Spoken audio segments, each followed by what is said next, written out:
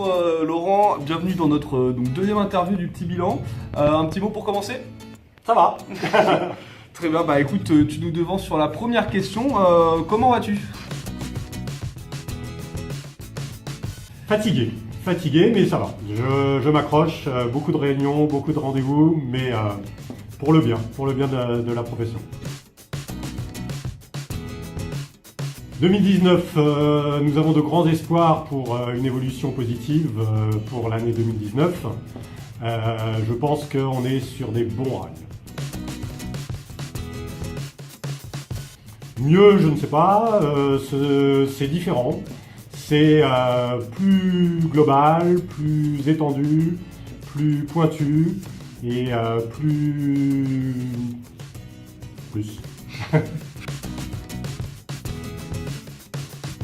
2029, ça va être l'apothéose. 2029, on aura obtenu tout ce qu'on est en train d'essayer de mettre en place en 2019. Orthopsie, aujourd'hui les orthoptistes et l'orthopsie est devenu quelque chose de le maillon intermédiaire de la filière visuelle qui est quasi incontournable. C'est-à-dire que l'orthopsie est au centre de la filière et devient à la fois l'intermédiaire entre l'ophtalmo et l'opticien, mais dans l'autre sens, entre l'opticien et l'ophtalmo. De nombreux points à améliorer. Et sur la formation, il faudrait que le cœur de métier, que sont la rééducation et la réadaptation, soit un petit peu plus présent dans la formation de nos jeunes collègues. Et ensuite, la possibilité, petit à petit, que les orthoptistes puissent diagnostiquer la normalité des patients. Je vais peut-être me faire des ennemis, mais une ortho préférée serait Marie-France Clinet, qui a beaucoup apporté à l'orthopsie, que les jeunes ne connaissent peut-être pas, mais qui a permis d'aller vers ce que nous sommes actuellement. Ah, mon ophtalmo préféré restera sans doute une de mes patronnes qui était Mademoiselle Roussely, qui était exigeante, tyrannique, mais toujours de bons conseils.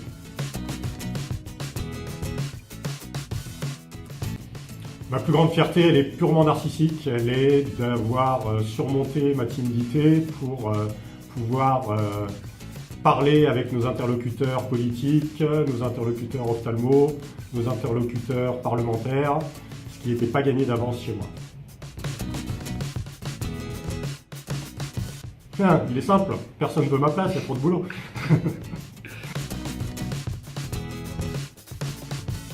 Le décret de compétence, il est pour l'instant, quasi parfait.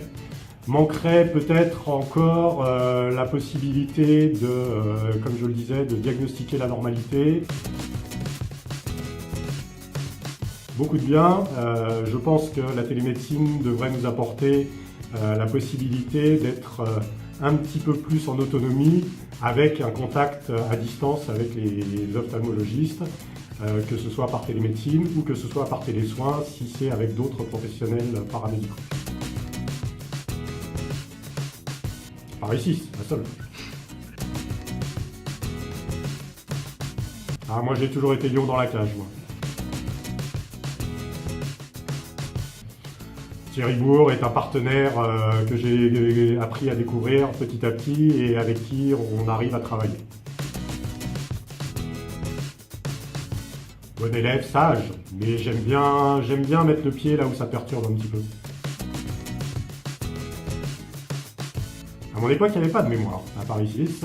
J'ai fait un dossier, un dossier pour présenter à un staff chez ma patronne, Mademoiselle Roussely, qui était sur prise en charge de l'amblyopie. Alors, je venais d'ouvrir mon cabinet, j'avais royalement 2-3 patients dans la semaine. Et un jour, j'avais ouvert mon cabinet dans mon appartement et j'avais un patient. C'était la fête.